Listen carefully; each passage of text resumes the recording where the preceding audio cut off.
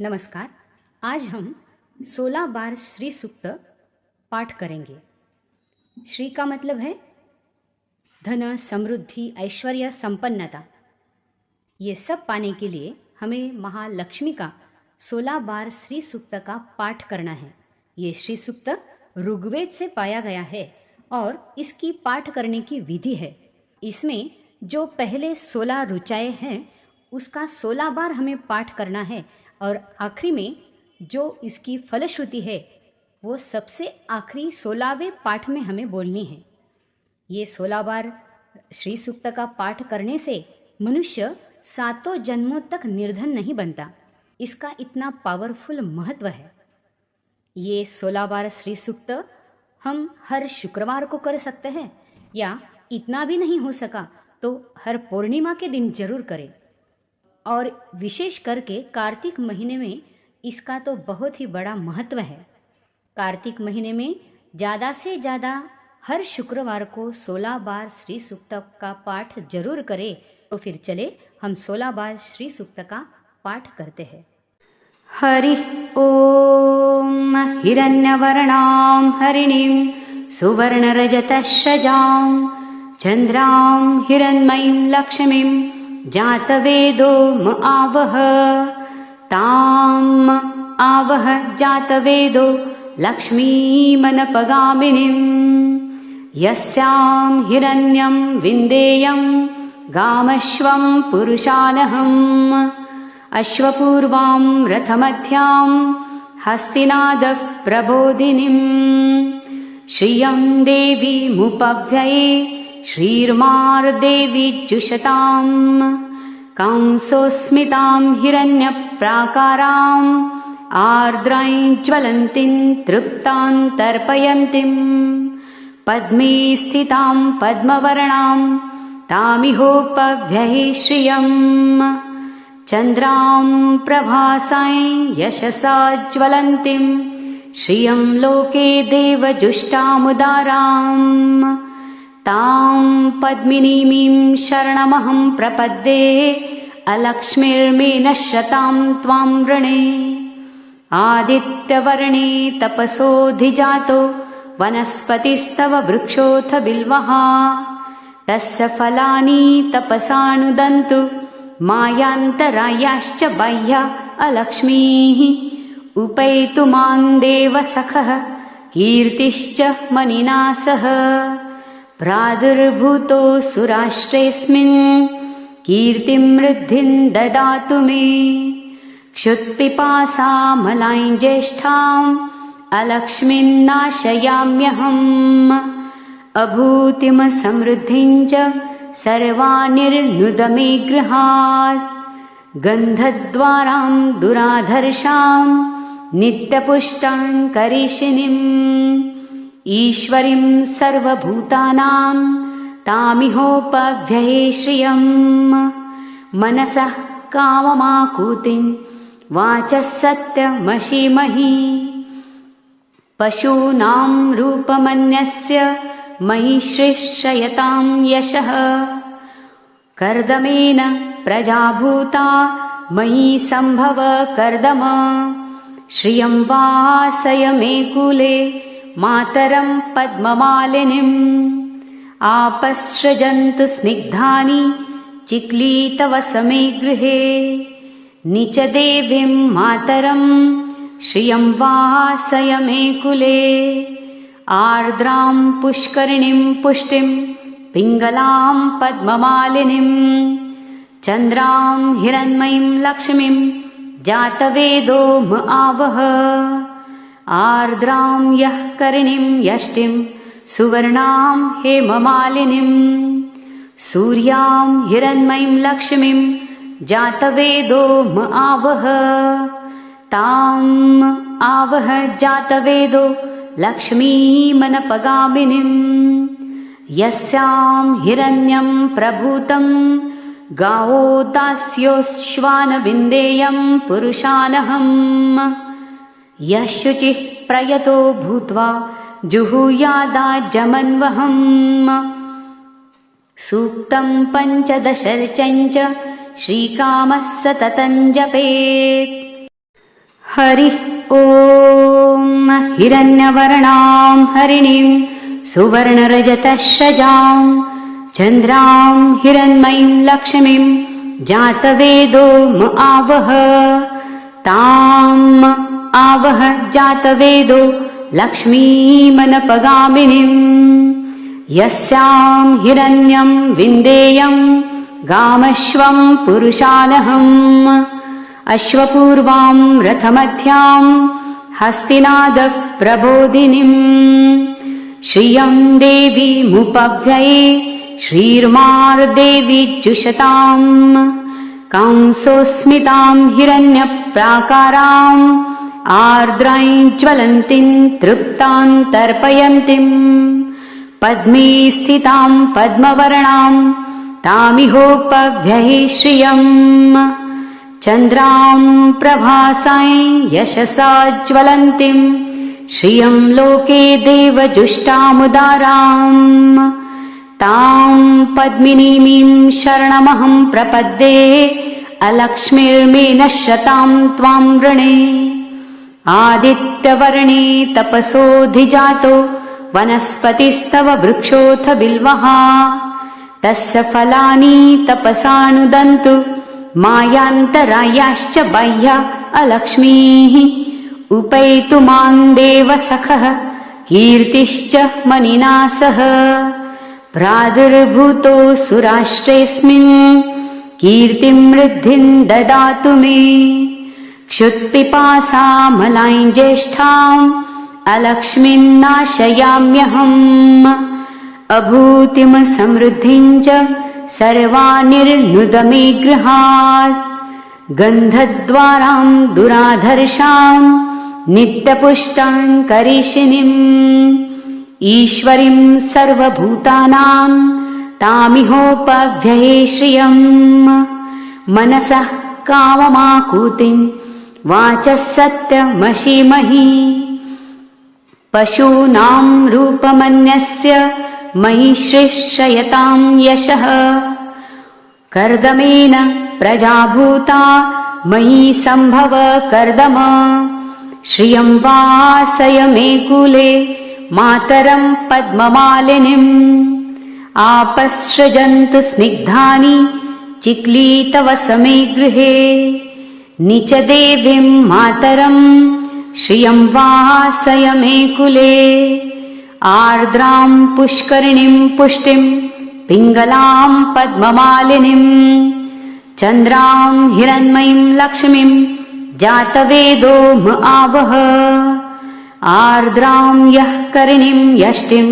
सुवर्णां हेममालिनीं सूर्यां हिरण्मयीं लक्ष्मीं जातवेदो म आवह ताम् आवह जातवेदो लक्ष्मीमनपगामिनीं यस्यां हिरण्यं प्रभूतं गावो दास्योऽश्वानविन्देयं पुरुषानहम् यः शुचिः प्रयतो भूत्वा जुहुयादाजमन्वहम् सूक्तं पञ्चदशर्चञ्च श्रीकामः सततं जपेत् हरिः ॐ हिरण्यवर्णां हरिणीं सुवर्णरजतश्रजां चन्द्रां हिरण्मयीं लक्ष्मीं जातवेदो म आवह ताम् आवह जातवेदो लक्ष्मीमनपगामिनीं यस्यां हिरण्यं विन्देयं गामश्वं पुरुषानहम् अश्वपूर्वां रथमध्यां हस्तिनादप्रबोधिनीं श्रियं देवीमुपव्यये श्रीर्मार्देवीज्जुषताम् कंसोऽस्मितां हिरण्यप्राकाराम् आर्द्रां ज्वलन्तीं तृप्तां तर्पयन्तीं पद्मे स्थितां पद्मवर्णां तामिहोपव्यये श्रियम् चन्द्रां प्रभासां यशसा ज्वलन्तीं श्रियं लोके देवजुष्टामुदाराम् तां पद्मिनीमीं शरणमहं प्रपद्ये अलक्ष्मीर्मेनश्यतां त्वां वृणे आदित्यवर्णे तपसोऽधिजातो वनस्पतिस्तव वृक्षोऽथ बिल्वः तस्य फलानि तपसानुदन्तु मायान्तरायाश्च बाह्या अलक्ष्मीः उपैतु मां देवसखः कीर्तिश्च मनिना सह प्रादुर्भूतो सुराष्ट्रेऽस्मिन् कीर्तिं वृद्धिं ददातु मे क्षुत्पिपासामलां ज्येष्ठाम् अलक्ष्मीन्नाशयाम्यहम् अभूतिमसमृद्धिं च सर्वानिर्नुद मे गृहात् गन्धद्वारां दुराधर्षां नित्यपुष्टां करीषिणीम् ईश्वरीं सर्वभूतानां तामिहोपव्यये श्रियम् मनसः काममाकूतिं वाचः सत्यमशीमहि पशूनां रूपमन्यस्य मयि श्रेष्ठयतां यशः कर्दमेन प्रजाभूता मयि सम्भव कर्दम श्रियं वासय मे कुले मातरं पद्ममालिनीम् आपसृजन्तु स्निग्धानि चिक्लीतवसमे गृहे निचदेवीं मातरं श्रियं वासय मे कुले आर्द्रां पुष्करिणीं पुष्टिं पिङ्गलां पद्ममालिनीं चन्द्रां हिरण्मयीं लक्ष्मीं जातवेदो म आवह आर्द्रां यः करिणीं यष्टिं सुवर्णां हेममालिनीं सूर्यां हिरण्मयीं लक्ष्मीं जातवेदो म आवह ताम् आवह जातवेदो लक्ष्मीमनपगामिनीम् यस्यां हिरण्यं प्रभूतं गावो दास्योश्वानविन्देयं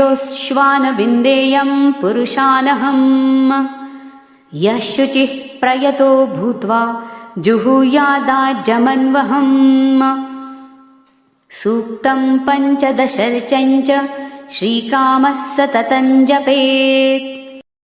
हरिः ॐ हिरण्यवर्णां हरिणीं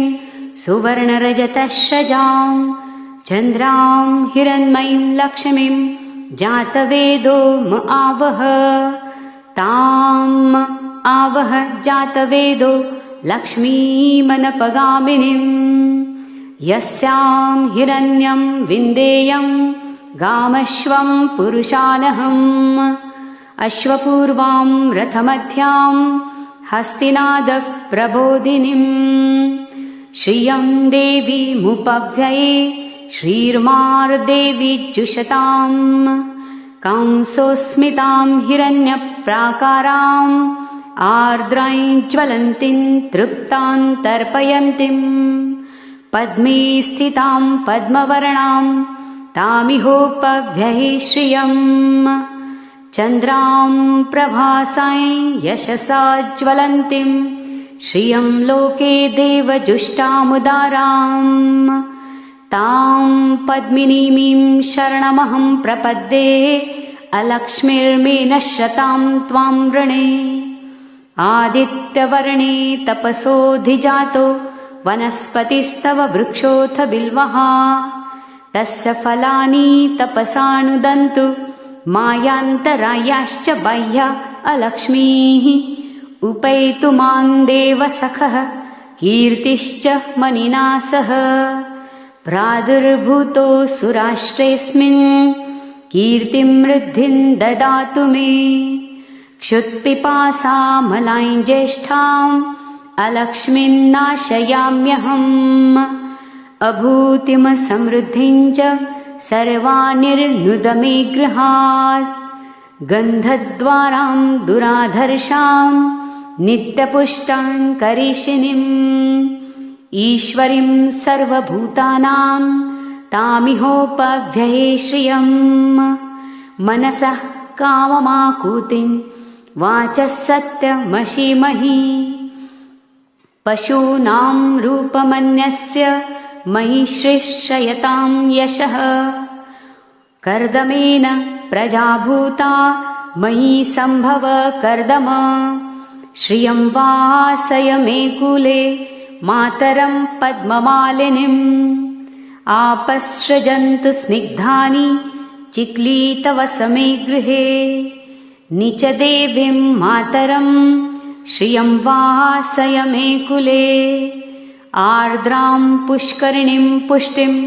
पिङ्गलां पद्ममालिनीं चन्द्रां हिरण्मयीं लक्ष्मीं जातवेदो म आवह आर्द्रां यः करिणीं यष्टिं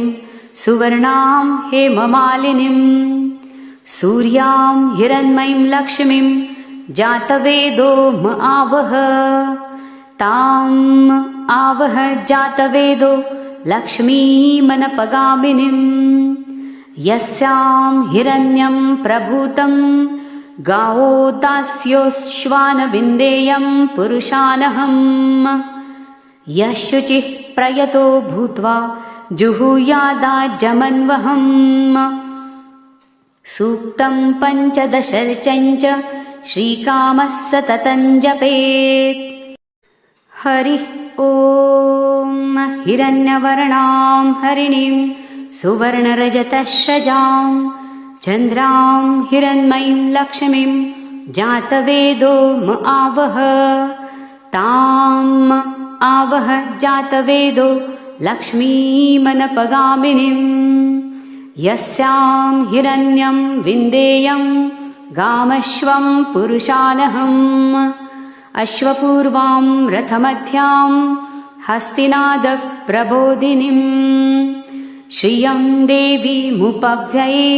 श्रीर्मार्देवीजुषतां कंसोस्मितां हिरण्यप्राकाराम् आर्द्रां ज्वलन्तीं तृप्तां तर्पयन्तीं पद्मे स्थितां पद्मवर्णां तामिहोपव्यये श्रियम् चन्द्रां प्रभासां यशसा ज्वलन्तीं श्रियं लोके देवजुष्टामुदाराम् तां पद्मिनीमीं शरणमहं प्रपद्ये अलक्ष्मीर्मे नश्यतां त्वां वृणे आदित्यवर्णे तपसोऽधिजातो वनस्पतिस्तव वृक्षोऽथ बिल्वः तस्य फलानि तपसानुदन्तु मायान्तरायाश्च बाह्या अलक्ष्मीः उपैतु मां देवसखः कीर्तिश्च मनिना सह प्रादुर्भूतो सुराष्ट्रेऽस्मिन् कीर्तिं वृद्धिं ददातु मे क्षुत्पिपासामलां ज्येष्ठाम् अलक्ष्मीन्नाशयाम्यहम् अभूतिमसमृद्धिं च सर्वानिर्नुद मे गृहात् गन्धद्वारां दुराधर्षां नित्यपुष्टां करीषिणीम् ईश्वरीं सर्वभूतानां तामिहोपव्यये श्रियम् मनसः काममाकूतिं वाचः सत्यमशीमहि पशूनां रूपमन्यस्य मयि श्रेष्ठयतां यशः कर्दमेन प्रजाभूता मयि सम्भव कर्दम श्रियं वासय मे कुले मातरं पद्ममालिनीम् आपसृजन्तु स्निग्धानि चिक्लीतवस मे गृहे नीच देवीं मातरं श्रियं वासय मे कुले आर्द्रां पुष्करिणीं पुष्टिं पिङ्गलां पद्ममालिनीं चन्द्रां हिरण्मयीं लक्ष्मीं जातवेदो म आवह आर्द्रां यः करिणीं यष्टिं सुवर्णां हेममालिनीं सूर्यां हिरण्मयीं लक्ष्मीं जातवेदो म आवह ताम् आवह जातवेदो लक्ष्मीमनपगामिनीं यस्यां हिरण्यं प्रभूतं गावो दास्योश्वानविन्देयं पुरुषानहम् यः शुचिः प्रयतो भूत्वा जुहुयादाज्जमन्वहम्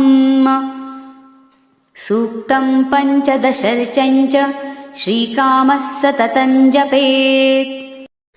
हरिः ॐ। हिरण्यवर्णां हरिणीं सुवर्णरजतश्रजां चन्द्रां हिरण्मयीं लक्ष्मीं जातवेदो म आवह। ताम् आवह जातवेदो लक्ष्मीमनपगामिनीम्। यस्यां हिरण्यं विन्देयं गामश्वं पुरुषानहम्। अश्वपूर्वां रथमध्यां हस्तिनादप्रबोधिनीम्। श्रियं देवीमुपव्यये श्रीर्मार्देवीज्जुषताम्।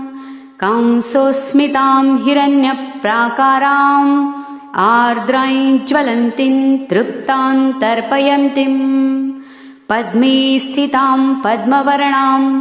तामिहोपव्यये श्रियम्।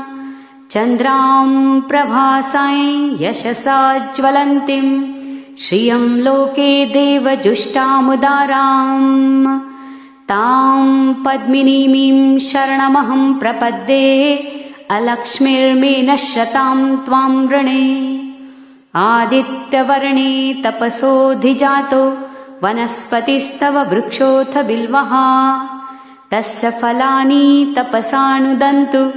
मायान्तरायाश्च बाह्या अलक्ष्मीः। उपैतु मां देवसखः कीर्तिश्च मनिना सह। प्रादुर्भूतोऽसुराष्ट्रेऽस्मिन्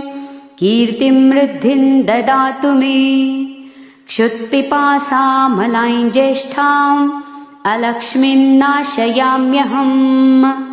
अभूतिमसमृद्धिं च सर्वानिर्नुद मे गृहात्। गन्धद्वारां दुराधर्षां नित्यपुष्टां करिषिणीम्। ईश्वरीं सर्वभूतानां तामिहोपव्यये श्रियम्। मनसः काममाकूतिं वाचः सत्यमशीमहि। पशूनां रूपमन्यस्य मयि श्रेष्ठयतां यशः। कर्दमेन प्रजाभूता मयि सम्भव कर्दम। श्रियं वासय मे कुले मातरं पद्ममालिनीम्। आपसृजन्तु स्निग्धानि चिक्लीतवस मे गृहे। नीचदेवीं मातरं श्रियं वासय मे कुले।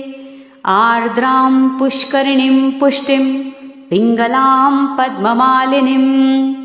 चन्द्रां हिरण्मयीं लक्ष्मीं जातवेदो म आवह। आर्द्रां यः करिणीं यष्टिं सुवर्णां हेममालिनीम्। सूर्यां हिरण्मयीं लक्ष्मीं जातवेदो म आवह। ताम् आवह जातवेदो लक्ष्मीमनपगामिनीम्। यस्यां हिरण्यं प्रभूतं गावो दास्योऽश्वानविन्देयं पुरुषानहम्।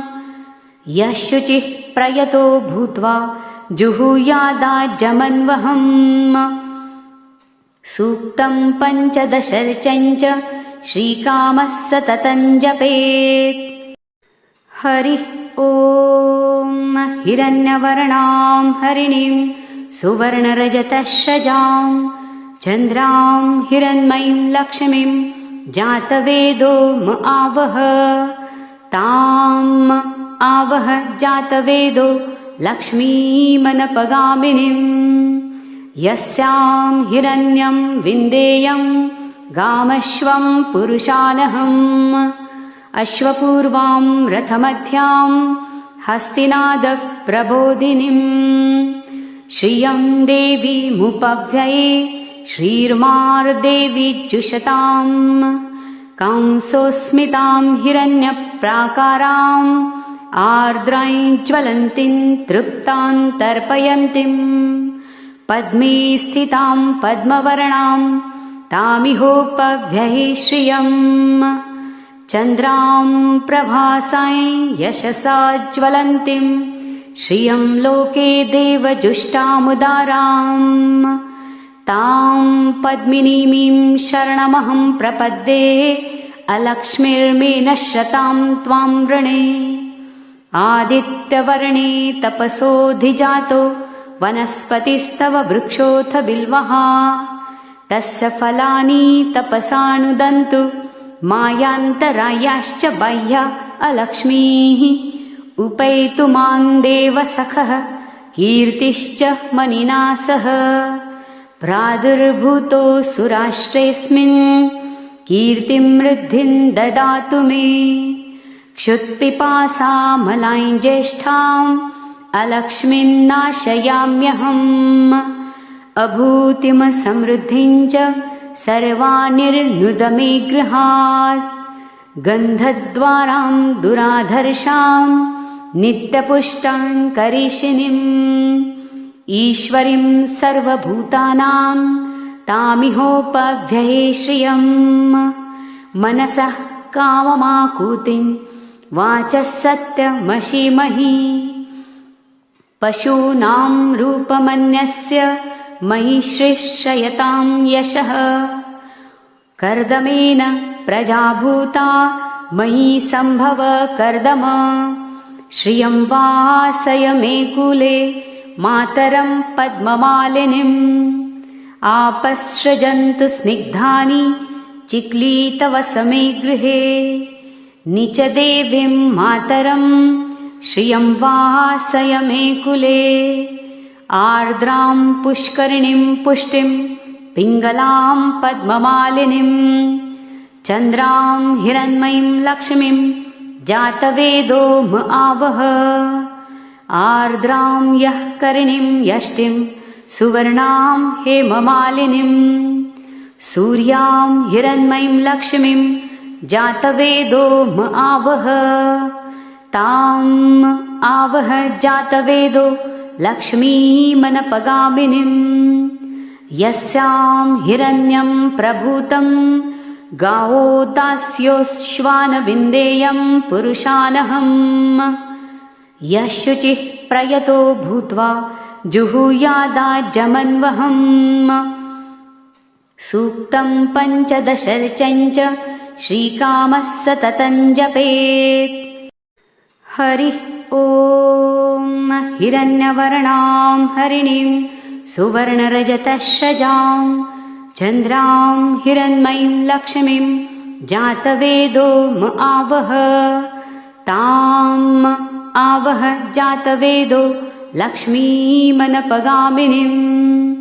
यस्यां हिरण्यं विन्देयं गामश्वं पुरुषानहम् अश्वपूर्वां रथमध्यां हस्तिनादप्रबोधिनीं श्रियं देवीमुपव्यये श्रीर्मार्देवीजुषताम् कंसोस्मितां हिरण्यप्राकाराम् आर्द्रां ज्वलन्तीं तृप्तां तर्पयन्तीं पद्मे स्थितां पद्मवर्णां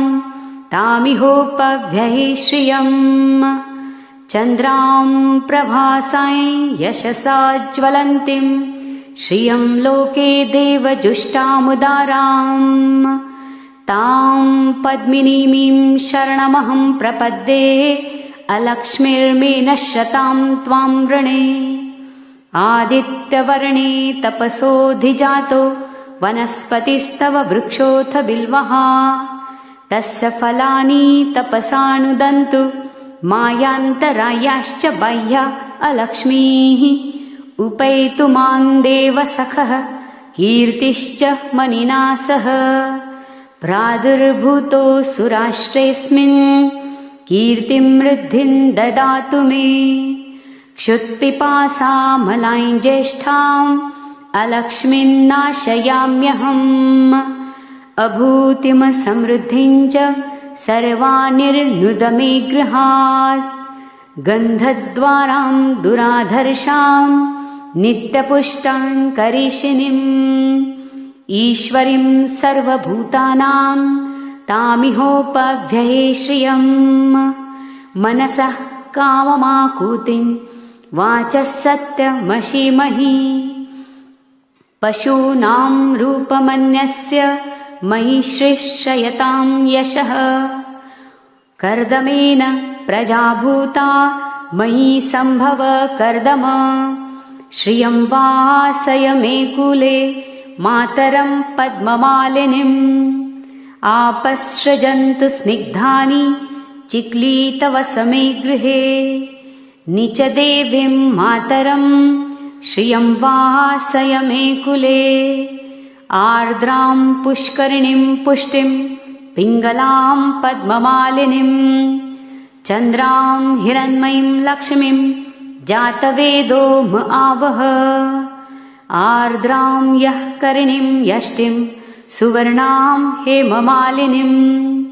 सूर्यां हिरण्मयीं लक्ष्मीं जातवेदो म आवह ताम् आवह जातवेदो लक्ष्मीमनपगामिनीं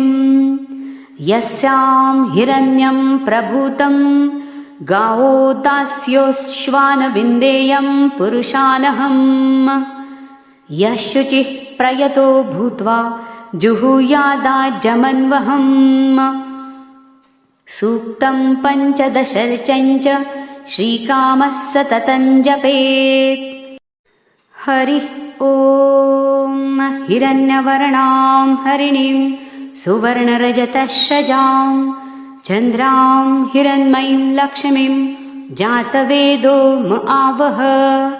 ताम् आवह जातवेदो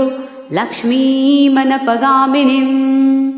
यस्यां हिरण्यं विन्देयं गामश्वं पुरुषानहम् अश्वपूर्वां रथमध्यां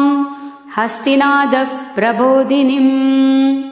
श्रियं देवीमुपव्यये श्रीर्मार्देवीजुषताम् कंसोस्मितां हिरण्यप्राकाराम् आर्द्रां ज्वलन्तीं तृप्तां तर्पयन्तीं पद्मे स्थितां पद्मवर्णां तामिहोपव्यये श्रियम् चन्द्रां प्रभासां यशसा ज्वलन्तीं श्रियं लोके देवजुष्टामुदाराम् तां पद्मिनीमीं शरणमहं प्रपद्ये अलक्ष्मीर्मे नश्यतां त्वां वृणे आदित्यवर्णे तपसोऽधिजातो वनस्पतिस्तव वृक्षोऽथ बिल्वः तस्य फलानि तपसानुदन्तु मायान्तरायाश्च बाह्या अलक्ष्मीः उपैतु मां देवसखः कीर्तिश्च मनिना सह प्रादुर्भूतो सुराष्ट्रेऽस्मिन् कीर्तिं वृद्धिं ददातु मे क्षुत्पिपासामलां ज्येष्ठाम् अलक्ष्मीन्नाशयाम्यहम् अभूतिमसमृद्धिं च सर्वानिर्नुद मे गृहात् गन्धद्वारां दुराधर्षां नित्यपुष्टां करीषिणीम् ईश्वरीं सर्वभूतानां तामिहोपव्यये श्रियम् मनसः काममाकूतिं वाचः सत्यमशीमहि पशूनां रूपमन्यस्य मयि श्रीश्रयतां यशः कर्दमेन प्रजाभूता मयि सम्भव कर्दम श्रियं वासय मे कुले मातरं पद्ममालिनीम् आपसृजन्तु स्निग्धानि चिक्लीतवसमे गृहे निच देवीं मातरं श्रियं वासय मे कुले आर्द्रां पुष्करिणीं पुष्टिं पिङ्गलां पद्ममालिनीं चन्द्रां हिरण्मयीं लक्ष्मीं जातवेदो म आवह आर्द्रां यः करिणीं यष्टिं सुवर्णां हेममालिनीं सूर्यां हिरण्मयीं लक्ष्मीं जातवेदो म आवह ताम् आवह जातवेदो लक्ष्मीमनपगामिनीं यस्यां हिरण्यं प्रभूतं गावो दास्योश्वानविन्देयं पुरुषानहम् यः शुचिः प्रयतो भूत्वा जुहुयादाज्जमन्वहम् सूक्तं पञ्चदशर्चञ्च श्रीकामः सततं जपेत्। हरिः ॐ हिरण्यवर्णां हरिणीं सुवर्णरजतश्रजां चन्द्रां हिरण्मयीं लक्ष्मीं जातवेदो म आवह ताम् आवह जातवेदो लक्ष्मीमनपगामिनीं यस्यां हिरण्यं विन्देयं गामश्वं पुरुषानहम् अश्वपूर्वां रथमध्यां हस्तिनादप्रबोधिनीं श्रियं देवीमुपव्यये श्रीर्मार्देवीज्जुषताम् कंसोऽस्मितां हिरण्यप्राकाराम् आर्द्रां ज्वलन्तीं तृप्तां तर्पयन्तीं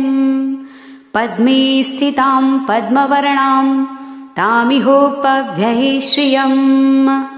चन्द्रां प्रभासां यशसा ज्वलन्तीं श्रियं लोके देवजुष्टामुदाराम् तां पद्मिनीमीं शरणमहं प्रपद्ये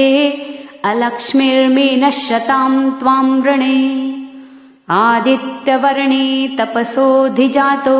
वनस्पतिस्तव वृक्षोऽथ बिल्वः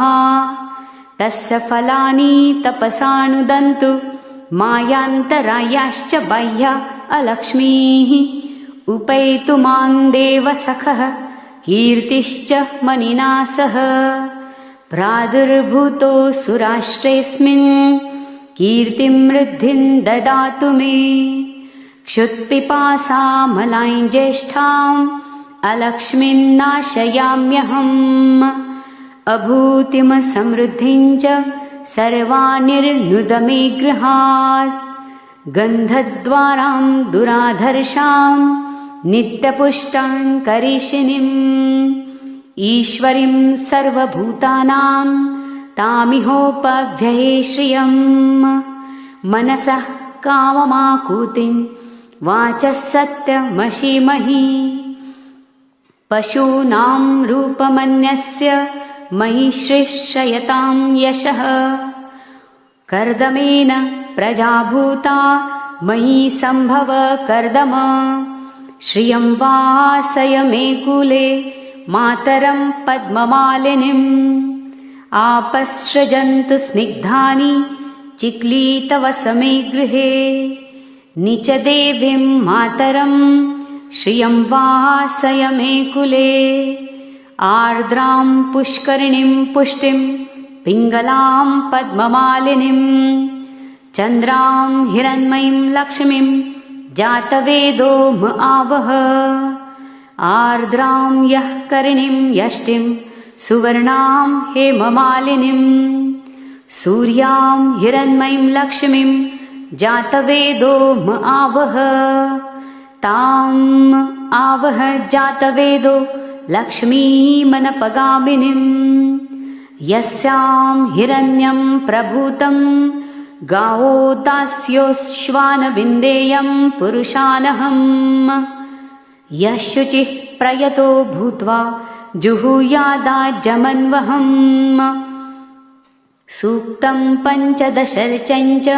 श्रीकामः सततं जपेत्। हरिः ॐ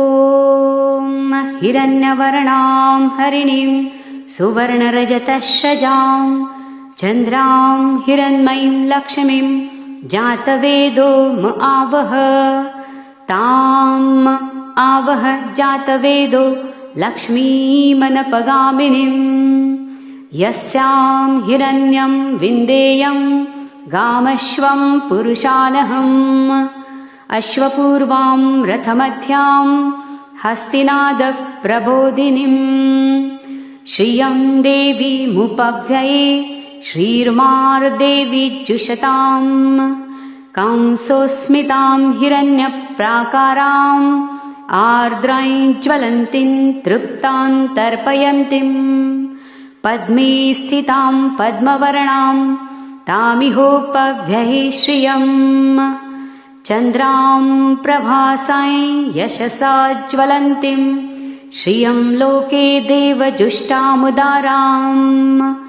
तां पद्मिनीमीं शरणमहं प्रपद्ये अलक्ष्मीर्मे नश्यतां त्वां वृणे आदित्यवर्णे तपसोऽधिजातो वनस्पतिस्तव वृक्षोऽथ बिल्वः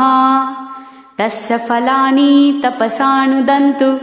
मायान्तरायाश्च बाह्या अलक्ष्मीः उपैतु मां देवसखः कीर्तिश्च मनिना सह प्रादुर्भूतोऽसुराष्ट्रेऽस्मिन् कीर्तिं वृद्धिं ददातु मे क्षुत्पिपासामलां ज्येष्ठाम् अलक्ष्मीन्नाशयाम्यहम् अभूतिमसमृद्धिं च सर्वानिर्नुद मे गृहात् गन्धद्वारां दुराधर्षां नित्यपुष्टां करीषिणीम् ईश्वरीं सर्वभूतानां तामिहोपव्यये श्रियम् मनसः काममाकूतिं वाचः सत्यमशीमहि पशूनां रूपमन्यस्य मयि श्रेष्ठयतां यशः कर्दमेन प्रजाभूता मयि सम्भव कर्दम श्रियं वासय मे कुले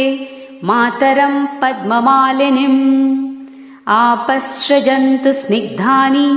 चिक्लीतवसमे गृहे निचदेवीं मातरं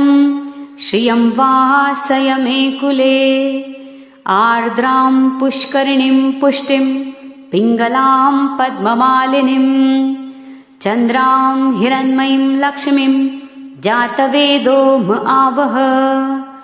आर्द्रां यः करिणीं यष्टिं सुवर्णां हेममालिनीं सूर्यां हिरण्मयीं लक्ष्मीं जातवेदो म आवह ताम् आवह जातवेदो लक्ष्मीमनपगामिनीं यस्यां हिरण्यं प्रभूतं गावो दास्योश्वानविन्देयं पुरुषानहम् यः शुचिः प्रयतो भूत्वा जुहुयादाज्जमन्वहम् सूक्तं पञ्चदशर्चञ्च श्रीकामः सततं जपेत् हरिः ॐ हिरण्यवर्णां हरिणीं सुवर्णरजतश्रजां चन्द्रां हिरण्मयीं लक्ष्मीं जातवेदो म आवह ताम् आवह जातवेदो लक्ष्मीमनपगामिनीं यस्यां हिरण्यं विन्देयं गामश्वं पुरुषानहम् अश्वपूर्वां रथमध्यां हस्तिनादप्रबोधिनीं श्रियं देवीमुपव्यये श्रीर्मार्देवीजुषतां कंसोस्मितां हिरण्यप्राकाराम् आर्द्रां ज्वलन्तीं तृप्तां तर्पयन्तीं पद्मे स्थितां पद्मवर्णां तामिहोपव्यये श्रियम् चन्द्रां प्रभासां यशसा ज्वलन्तीं श्रियं लोके देवजुष्टामुदाराम् तां पद्मिनीमीं शरणमहं प्रपद्ये अलक्ष्मीर्मे नश्यतां त्वां वृणे आदित्यवर्णे तपसोऽधिजातो वनस्पतिस्तव वृक्षोऽथ बिल्वः तस्य फलानि तपसानुदन्तु मायान्तरायाश्च बाह्या अलक्ष्मीः उपैतु मां देवसखः कीर्तिश्च मनिना सह प्रादुर्भूतोऽसुराष्ट्रेऽस्मिन् कीर्तिं वृद्धिं ददातु मे क्षुत्पिपासामलां ज्येष्ठाम् अलक्ष्मीन्नाशयाम्यहम् अभूतिमसमृद्धिं च सर्वानिर्नुद मे गृहात् गन्धद्वारां दुराधर्षां नित्यपुष्टां करीषिणीम् ईश्वरीं सर्वभूतानां तामिहोपव्यये श्रियम् मनसः काममाकूतिं वाचः सत्यमशीमहि पशूनां रूपमन्यस्य मयि श्रेष्ठयतां यशः कर्दमेन प्रजाभूता मयि सम्भव कर्दम श्रियं वासय मे कुले मातरं पद्ममालिनीम् आपसृजन्तु स्निग्धानि चिक्लीतवसमे गृहे निच देवीं मातरं श्रियं वासय मे कुले आर्द्रां पुष्करिणीं पुष्टिं पिङ्गलां पद्ममालिनीं चन्द्रां हिरण्मयीं लक्ष्मीं जातवेदो म आवह आर्द्रां यः करिणीं यष्टिं सुवर्णां हेममालिनीं सूर्यां हिरण्मयीं लक्ष्मीं जातवेदो म आवह ताम् आवह जातवेदो लक्ष्मीमनपगामिनीं यस्यां हिरण्यं प्रभूतं गावो दास्योश्वानविन्देयं पुरुषानहम् यः शुचिः प्रयतो भूत्वा जुहुयादाज्जमन्वहम् सूक्तं पञ्चदशर्चञ्च श्रीकामः सततं जपेत्। हरिः ॐ हिरण्यवर्णां हरिणीं सुवर्णरजतश्रजां चन्द्रां हिरण्मयीं लक्ष्मीं जातवेदो म आवह ताम् आवह जातवेदो लक्ष्मीमनपगामिनीं यस्यां हिरण्यं विन्देयं गामश्वं पुरुषानहम् अश्वपूर्वां रथमध्यां हस्तिनादप्रबोधिनीं श्रियं देवीमुपव्यये श्रीर्मार्देवीजुषताम् कंसोस्मितां हिरण्यप्राकाराम् आर्द्रां ज्वलन्तीं तृप्तां तर्पयन्तीं पद्मे स्थितां पद्मवर्णां तामिहोपव्यये श्रियम् चन्द्रां प्रभासां यशसा ज्वलन्तीं श्रियं लोके देवजुष्टामुदाराम् तां पद्मिनीमीं शरणमहं प्रपद्ये अलक्ष्मीर्मे नश्यतां त्वां वृणे आदित्यवर्णे तपसोऽधिजातो वनस्पतिस्तव वृक्षोऽथ बिल्वः तस्य फलानि तपसानुदन्तु मायान्तरायाश्च बाह्या अलक्ष्मीः उपैतु मां देवसखः कीर्तिश्च मनिना सह प्रादुर्भूतो सुराष्ट्रेऽस्मिन् कीर्तिं वृद्धिं ददातु मे क्षुत्पिपासामलां ज्येष्ठाम् अलक्ष्मीन्नाशयाम्यहम् अभूतिमसमृद्धिं च सर्वानिर्नुद मे गृहात् गन्धद्वारां दुराधर्षां नित्यपुष्टां करीषिणीम् ईश्वरीं सर्वभूतानां तामिहोपव्यये श्रियम् मनसः काममाकूतिं वाचः सत्यमशीमहि पशूनां रूपमन्यस्य मयि श्रेष्ठयतां यशः कर्दमेन प्रजाभूता मयि सम्भव कर्दम श्रियं वासय मे कुले मातरं पद्ममालिनीम् आपसृजन्तु स्निग्धानि चिक्लीतवसमे गृहे निच देवीं मातरं श्रियं वासय मे कुले आर्द्रां पुष्करिणीं पुष्टिं पिङ्गलां पद्ममालिनीं चन्द्रां हिरण्मयीं लक्ष्मीं जातवेदो म आवह आर्द्रां यः करिणीं यष्टिं सुवर्णां हेममालिनीं सूर्यां हिरण्मयीं लक्ष्मीं जातवेदो म आवह ताम् आवह जातवेदो लक्ष्मीमनपगामिनीं यस्यां हिरण्यं प्रभूतं गावो दास्योश्वानविन्देयं पुरुषानहम् यः शुचिः प्रयतो भूत्वा जुहुयादाज्जमन्वहम् सूक्तं पञ्चदशर्चञ्च श्रीकामः सततं जपेत्। हरिः ॐ हिरण्यवर्णां हरिणीं सुवर्णरजतश्रजां चन्द्रां हिरण्मयीं लक्ष्मीं जातवेदो म आवह ताम् आवह जातवेदो लक्ष्मीमनपगामिनीं यस्यां हिरण्यं विन्देयं गामश्वं पुरुषानहम् अश्वपूर्वां रथमध्यां हस्तिनादप्रबोधिनीं श्रियं देवीमुपव्यये श्रीर्मार्देवीज्जुषतां कंसोऽस्मितां हिरण्यप्राकाराम् आर्द्रां ज्वलन्तीं तृप्तां तर्पयन्तीं पद्मे स्थितां पद्मवर्णां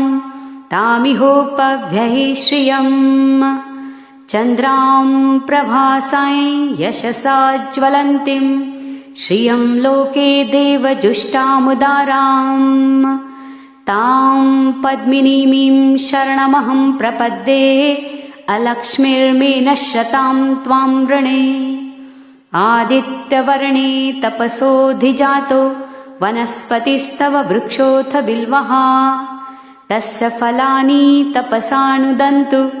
मायान्तरायाश्च बाह्या अलक्ष्मीः उपैतु मां देवसखः कीर्तिश्च मनिना सह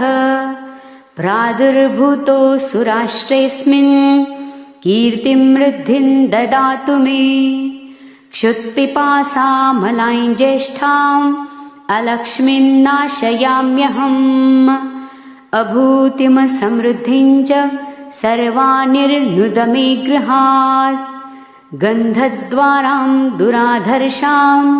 नित्यपुष्टां करीषिणीम् ईश्वरीं सर्वभूतानां तामिहोपव्यये श्रियम् मनसः काममाकूतिं वाचः सत्यमशीमहि पशूनां रूपमन्यस्य मयि श्रेष्ठयतां यशः कर्दमेन प्रजाभूता मयि सम्भव कर्दम श्रियं वासय मे कुले मातरं पद्ममालिनीम् आपसृजन्तु स्निग्धानि चिक्लीतवसमे गृहे निचदेवीं मातरं श्रियं वासय मे कुले आर्द्रां पुष्करिणीं पुष्टिं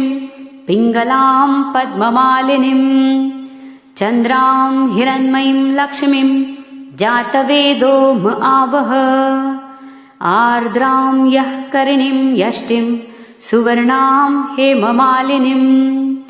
सूर्यां हिरण्मयीं लक्ष्मीं जातवेदो म आवह ताम् आवह जातवेदो लक्ष्मीमनपगामिनीं यस्यां हिरण्यं प्रभूतं गावो दास्योऽश्वानविन्देयं पुरुषानहम् यः शुचिः प्रयतो भूत्वा जुहुयादाज्जमन्वहम् सूक्तं पञ्चदशर्चञ्च श्रीकामः सततं जपेत्। हरिः ॐ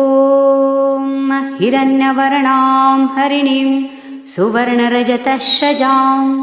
चन्द्रां हिरण्मयीं लक्ष्मीं जातवेदो म आवह ताम् आवह जातवेदो लक्ष्मीमनपगामिनीं यस्यां हिरण्यं विन्देयं गामश्वं पुरुषानहम् अश्वपूर्वां रथमध्यां हस्तिनादप्रबोधिनीं श्रियं देवीमुपव्यये श्रीर्मार्देवीज्जुषतां कंसोऽस्मितां हिरण्यप्राकाराम् आर्द्रां ज्वलन्तीं तृप्तां तर्पयन्तीं पद्मे स्थितां पद्मवर्णां तामिहोपव्यये श्रियम् चन्द्रां प्रभासां यशसा ज्वलन्तीं श्रियं लोके देवजुष्टामुदाराम् तां पद्मिनीमीं शरणमहं प्रपद्ये अलक्ष्मीर्मे नश्यतां त्वां वृणे आदित्यवर्णे तपसोऽधिजातो वनस्पतिस्तव वृक्षोऽथ बिल्वः तस्य फलानि तपसानुदन्तु मायान्तरायाश्च बाह्या अलक्ष्मीः उपैतु मां देवसखः कीर्तिश्च मनिना सह प्रादुर्भूतोऽसुराष्ट्रेऽस्मिन् कीर्तिं वृद्धिं ददातु मे क्षुत्पिपासामलां ज्येष्ठाम् अलक्ष्मीन्नाशयाम्यहम् अभूतिमसमृद्धिं च सर्वानिर्नुद मे गृहात् गन्धद्वारां दुराधर्षां नित्यपुष्टां करीषिणीम् ईश्वरीं सर्वभूतानां तामिहोपव्यये श्रियं मनसः काममाकूतिं वाचः सत्यमशीमहि पशूनां रूपमन्यस्य मयि श्रेष्ठयतां यशः कर्दमेन प्रजाभूता मयि सम्भव कर्दम श्रियं वासय मे कुले मातरं पद्ममालिनीम् आपसृजन्तु स्निग्धानि चिक्लीतवसमे गृहे निचदेवीं मातरं श्रियं वासय मे कुले आर्द्रां पुष्करिणीं पुष्टिं पिङ्गलां पद्ममालिनीं चन्द्रां हिरण्मयीं लक्ष्मीं जातवेदो म आवह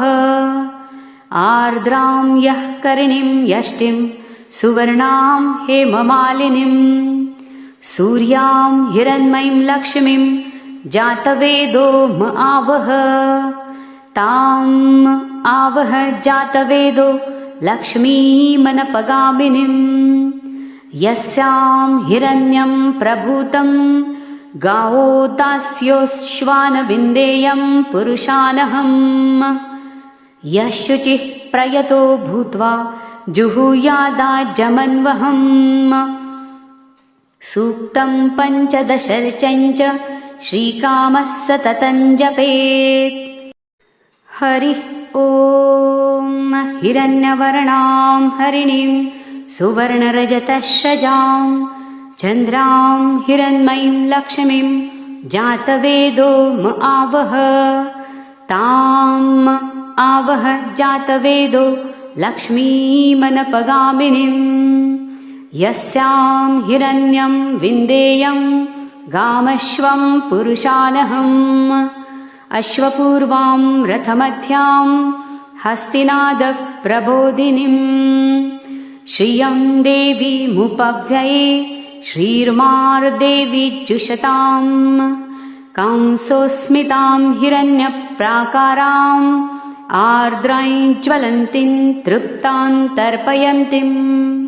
पद्मे स्थितां पद्मवर्णां तामिहोपव्यये श्रियं चन्द्रां प्रभासां यशसा ज्वलन्तीं